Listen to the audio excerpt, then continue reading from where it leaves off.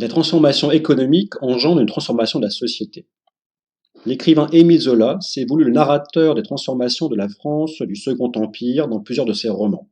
Le ventre de Paris, L'Assommoir, Au bonheur de dame, Germinal ou La bête humaine. L'industrialisation transforme le peuple, celui des travailleurs. Encore majoritairement composé de petits artisans dans la première moitié du XIXe siècle, il devient un peuple d'ouvriers travaillant en masse pour un patron.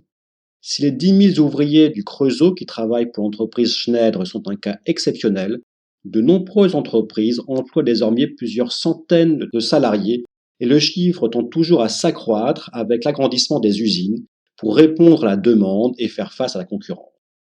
À Lille, Roubaix ou Tourcoing, les usines qu'on construit alors et qui ressemblent à des châteaux forts avec leurs murs crénelés témoignent de la puissance des patrons de l'industrie. En effet, l'industrialisation permet à une nouvelle élite sociale de s'affirmer, car la richesse ne provient plus désormais uniquement de la terre, et les transformations économiques du Second Empire confirment l'essor de la bourgeoisie. La bourgeoisie est une grande diversité dans ses activités. On y trouve les patrons, grands et moyens, les administrateurs, publics et privés, les professions libérales, avocats, médecins, notaires. Ce qui fait l'unité de la bourgeoisie, c'est la possession d'une fortune qui est placée afin d'avoir des revenus fixes, ce qu'on appelle une rente.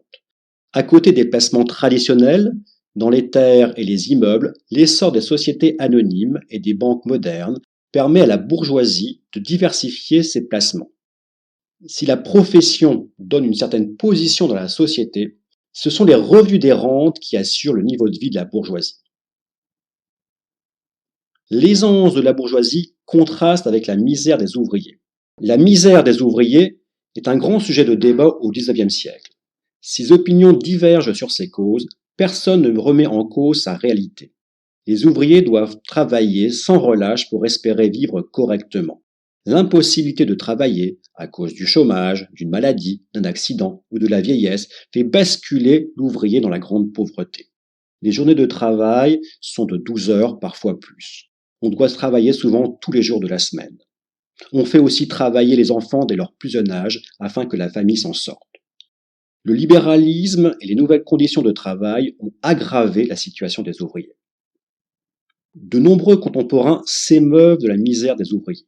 C'est ce qu'on appelle la question sociale. Victor Hugo utilise son talent littéraire pour faire découvrir à son public la situation du peuple dans Les Misérables. Quelques années plus tôt, en 1851, lors d'un voyage à Lille, l'écrivain et poète, alors député à l'Assemblée nationale, découvre avec horreur que dans cette ville, les plus pauvres sont obligés de vivre dans les caves. Il en tire un poème. Cave de Lille. Un jour, je descendis dans les caves de Lille. Je vis ce morne enfer. Des fantômes sont là sous terre dans des chambres, blêmes, courbés, ployés. Le rachis tord leurs membres dans son poignet de fer. Sous ces voûtes on souffre, et l'air semble intoxique. L'aveugle en tâtonnant donne à boire aux phtisiques. L'eau coule à longs ruisseaux, presque enfant à 20 ans, déjà vieillard à 30. Le vivant chaque jour, sans la mort pénétrante, s'infiltrait dans ses eaux.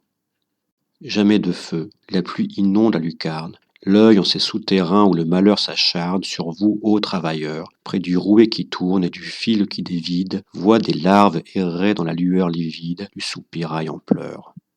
Misère. L'homme songe en regardant la femme. Le père, autour de lui, sentant l'angoisse infâme, éteindre la vertu, voit sa fille rentrer, sinistre sous la porte, et n'ose, l'œil fixé sur le pain qu'elle apporte, lui dire « D'où viens-tu » Là, n'ayant pas de lit, la mère malheureuse met ses petits-enfants dans un trou qu'elle creuse, tremblant comme l'oiseau.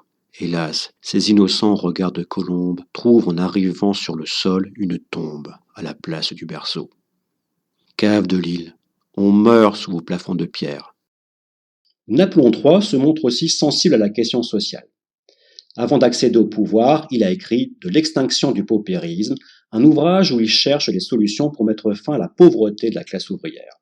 Au pouvoir, il soutient les initiatives dans ce sens. Par exemple, en 1867, en voyage officiel à Lille, il contribue financièrement au projet de Jules Decoing pour construire des maisons de qualité pour remplacer les courets où les ouvriers s'entassent. Jules Decoing est un industriel du quartier de l'Île-Moulin Il possède des filatures et des usines où on fabrique des machines à vapeur. Il fait partie des patrons qui cherchent des solutions pour améliorer la vie de leurs ouvriers. Dans les milieux conservateurs, notamment ceux influencés par le christianisme, on considère qu'un patron a sur ses ouvriers des devoirs autant que des droits. Certains chefs d'entreprise aident donc au financement de logements, d'écoles, d'hôpitaux et de magasins d'approvisionnement pour améliorer la vie de leurs ouvriers. On estime qu'un patron doit se comporter avec ses ouvriers comme un bon père de famille. Le mouvement porte donc le nom de paternalisme social.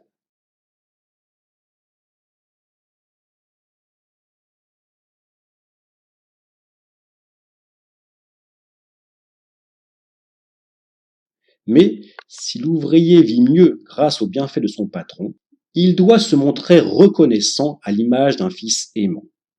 Ainsi, la cité ouvrière modèle, construite au Creusot par Eugène Schneider, est réservée uniquement aux ouvriers que le patron estime méritants. Les radicaux et les socialistes dénoncent ces projets, qui ne font pas des ouvriers des hommes libres. Pour eux, il faut donner aux ouvriers les moyens de se défendre, de lutter contre leur exploitation, ou carrément changer le système. Les transformations sociales liées à l'industrialisation ne doivent pas faire oublier que la France du Second Empire reste un pays majoritairement rural, où les agriculteurs forment toujours la majorité des actifs. Ce sont ces paysans qui forment le socle électoral sur lequel s'appuie le régime de Napoléon III. Sous le Second Empire, les cultivateurs vivent mieux que par le passé. Les disettes ont disparu. La production augmente grâce à de nouvelles cultures et à de nouvelles méthodes de travail. La culture de la pomme de terre ou de la betterave se répand. On a de plus en plus recours aux engrais industriels et la rotation des cultures, de plus en plus complexe, permet d'abandonner la jachère. De plus, l'accès au marché urbain, notamment au marché parisien grâce au développement du chemin de fer, permet aux agriculteurs de développer des cultures qui rapportent plus. Fruits et légumes dans le Midi, vignes dans le Languedoc pour fournir les tables parisiennes. Cependant, cette prospérité concerne surtout les hommes qui ont des exploitations de taille suffisante pour pouvoir innover. La vie est plus dure pour les ouvriers ruraux qui ont de moins en moins de travail à cause du début de la mécanisation des travaux agricoles et de la disparition du travail artisanal au profit du travail de l'industrie. Ils cherchent à s'en sortir en allant trouver du travail ailleurs et alimentent le début de l'exode rural vers les villes. À partir de 1846, les campagnes françaises commencent à se vider.